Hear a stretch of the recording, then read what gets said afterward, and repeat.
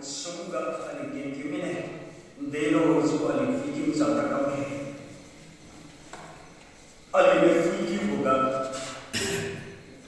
sikimu ka po bang sune sibo simpang sira limkhai bang de sibo ali wa sibo bang si cha ka po bang ta dui ka bang sikimu ka sibo bang si po su di bang de sibo ali si sibo bang si mau maksud bagus season masih ramuan bangga masih rapi sebuah manusia. Hai bo bangsa tinghun ka tango wang bangdi ting ciu wang bang sulo cuma saya ting sama bangdi walik menang rahai sisa Jeremiah 17:8 kali hai sido segimu ka bo bangsa ting kadai kaya mo ngawai segimu ka bo bang si tadui ka pamil si sunja dirame tin jaba mi masai sunja panui si madya si pamil si zenyu masimpa si bang si masi si pamil si Jeremiah Thai này na hai con ăn kinh là tin to cái gì mà same application simbang tu din kada kai ni mo si na leng tu de si ko an lu kai ni si ko na tu atu de si ko si maning na dai ka ni ko Thai này na pai ni mo ga Jesus Christus solo pa de sing sai kai ni lo cuma sai kada aliu na Jesus Christus an rawang e si manung bo si de sing solo si ko an si kam je bo ni mo si bo manung si way Thai này chỉ kêu các bộ bang si tin tao cái gì si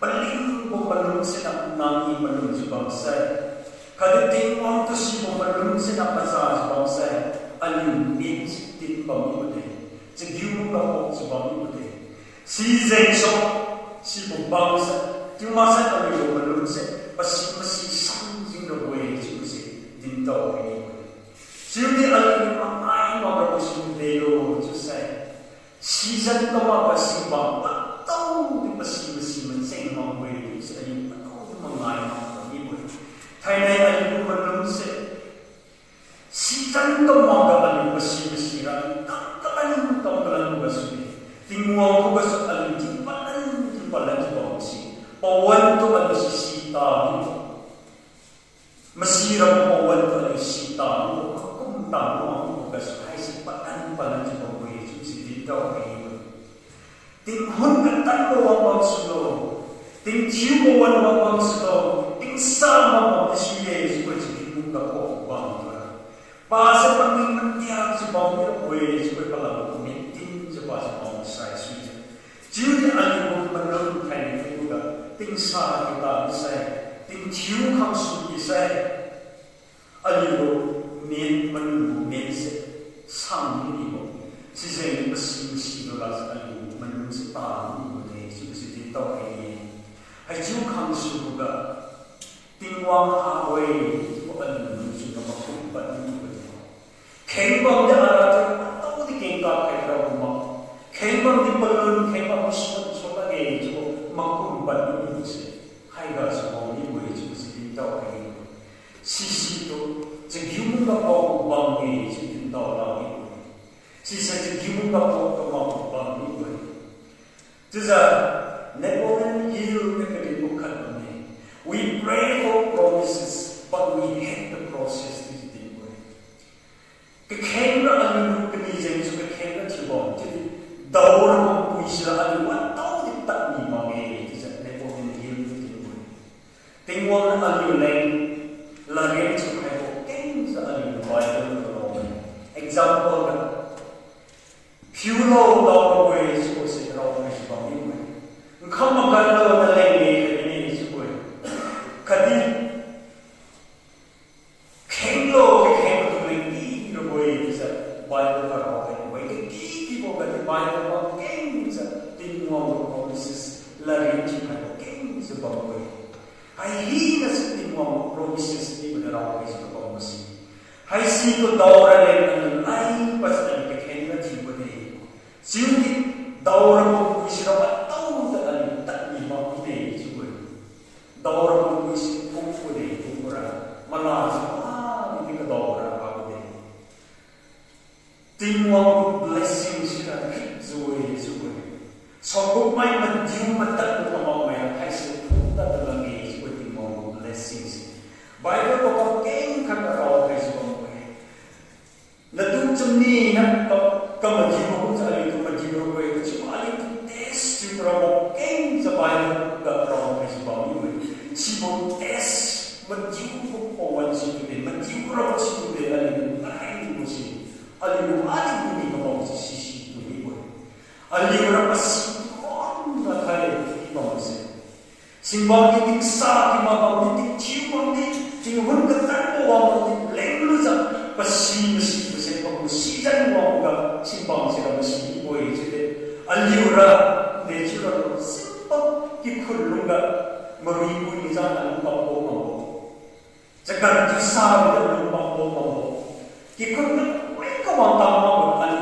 om ku ni fu ni ko si don kai nei ko ka tin to ke ni ko ni ka ko na ka da na lum si la sa ki ko na ka ki ko na ki ko lu la ni su hai se ali ba ko to ke pang sang to ni ki ko ka ko ka ali do ne to kai ko si su ali lu si ya sa ko ke ni ba de se ka ki ko blessings ali do to ra no si si ba ko to ra ke ma ni din to ka ni ko si na blessings de lo ba si ko si de lo si ko se fui ka lang ke blessing is a din ka ba se ka di di do material sa ko mania so ma ali di ali lu keng ka pa lu ko di so ma the sense of that keng ka ba ta lu ko di so ma jami mo aman sai ali ti wi sa wi ko ti sa lu mo ka lu chi ko so ma so di ka dun mo ali wi ti ga na ri ti ga an ti ga ka masi was a righteous is a lu blessing is a people Katuanan sa yung pinarasi na si Jalan Bro si Pili tingwang blessing sa puli mo. Arab yung bakali naghipanay sa alilong bukas lungkulong si tingwang blessing sa Pili alilong si Bro. Sige mo ka po ba?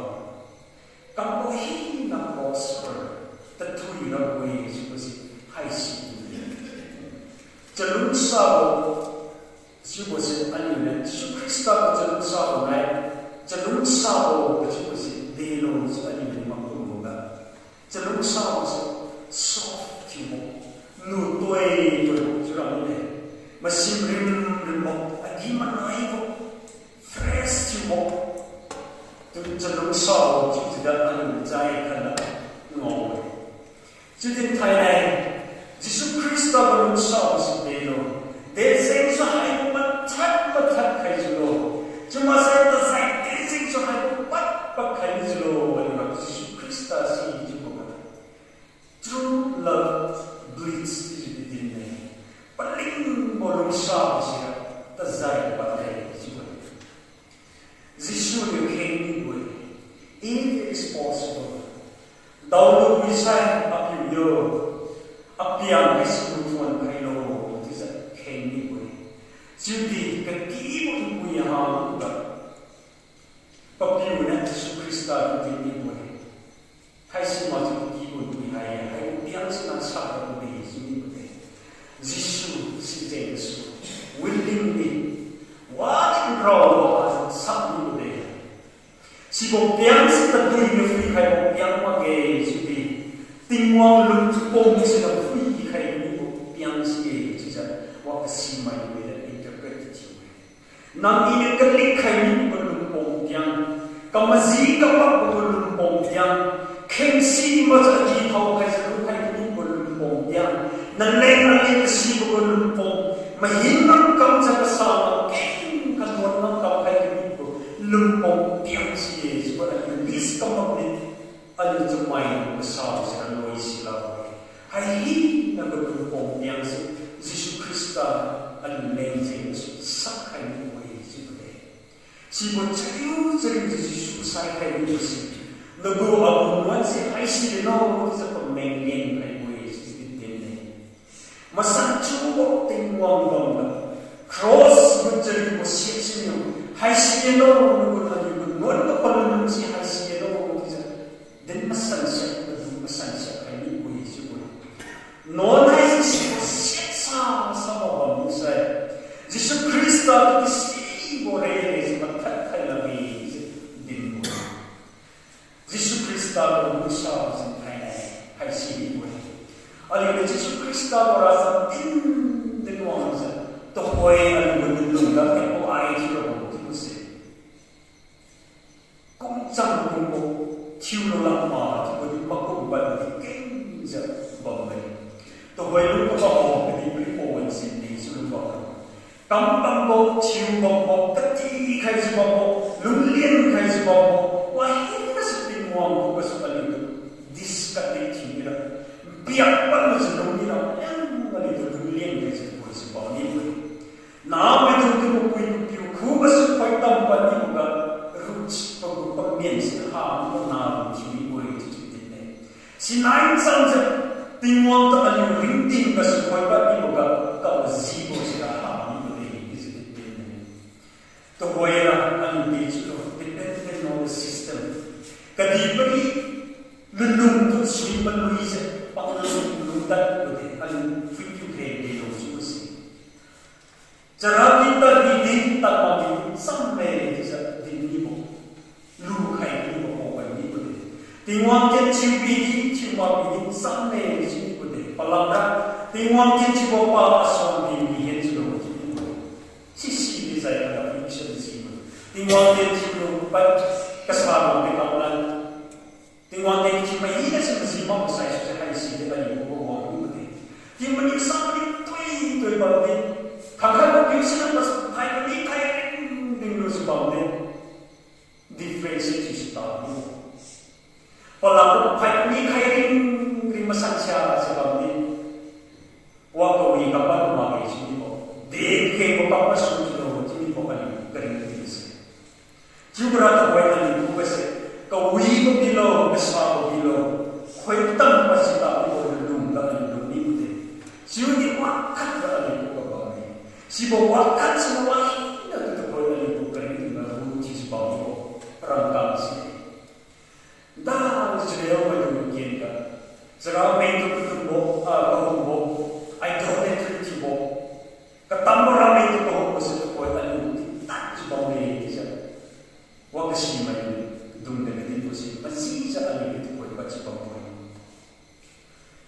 rangkang se mau di kalau kui di kalau mating mabidi mahi nani si itu cakuan di sebuah itu kerenti si lu sebab itu hai si itu dependent on the system di setiap masih mau bidi masih bidi nani piu bau si itu when you remove God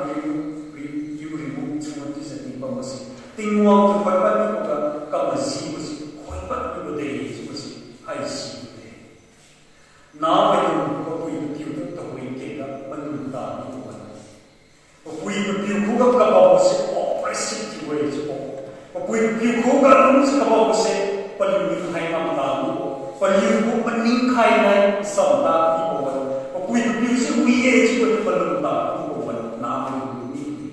Tingwang tu belum besi sebut outdated juga people, tapi tak people melungkai tak jiwa itu bagai kau itu melungkai people power ni itu sih. Alim nama itu sebab mungkin kaya itu sebab membangun itu.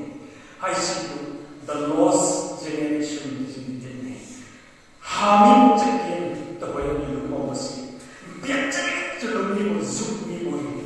Perlu singlang rasai ni boleh jadi paling nampak. hai si tu thay silent epidemic si ko me pakhon ka pakhon pat ko mo re mai khat ni hai la suwe su tin pat ma judi matau khai si ka mo stero ti sai panau ki na tin sa na sa ko mo ki khun na ki na na sa ko mo pa po nai na ko mo ta tin sa na sa ko mo pa kui biu na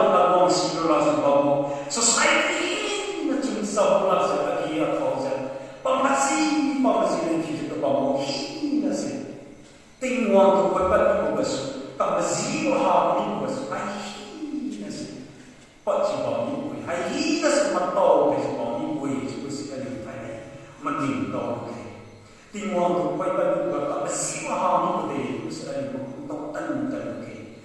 Alam ko po yung kayo, gagawin ka, din ko din mo sa papasinin pa mo sila yung sa Uy, mo yung sa alim, hindi nga sila po yung mo. Jisung Krista mo, cross mo lang sa paling sa alim, rinting ka, apply sa mga kaya mo sa paling mo ka, kung mo yung mo. Kanang mo ka, din pa ko niya, philosopher Kierkegaard and me. If you get married, you will regret it. If you don't get married, you will regret it. Marry or don't marry, you will regret it either way. Akang you ka na pamawag is wrong. Alyumay way ka na tamini is wrong. Ini mapagusay ang awang mapagusay sa regret na ng new ways. Judy, tanaw kumang tamimimang sa lumjung kawo garing tinggal lumpak sa tanaw kumang sa balong garing tinggal. Kalau tanaw kulo sa lumkabaw mo, may kikun na sa panaw panama kung masang kikabaw na lumtufilan sa ina mo kung sa wiro. Sa mimilo sa iyo, regret sa balan mo. Tanaw kumili, sa mimibili, tanaw kumawili, sa mimimabili. Kadibri na lang sa isa, lumingin siya, halagi, lumingin siya, siya bang buhay siya, ito pa rin kadagay. Karintinggal ng ina, katakanin ni Mosaya katawang siya. Any cultivation, hands up on siya, nang iniwira-wira si Mosaya katawang siya ng pamilya. Lumingin siya, wataw din hawang ni Boy. Tataw lumako, matsan lumako, wakal na pamsang Sibo nang nagsantaw lumako, niyataw ka lumako, test yung taw lumako ito Manila sa, yung musikin taw ko sa chikin siya, naluso ka Manila na mo yung suwi. Thailand na, wiswi sa lukhan mo ba sa sa lukhan mo ba sa di kung kariyo sa pagkaya sa iya, tagkami mo na rin ito Manila taw sa, yung makarin ito na lukhan mo sa. Kagihin mo yung kalitan mo, usay ko ng synchronize na lang na siya pamilya ko ng siya. Sa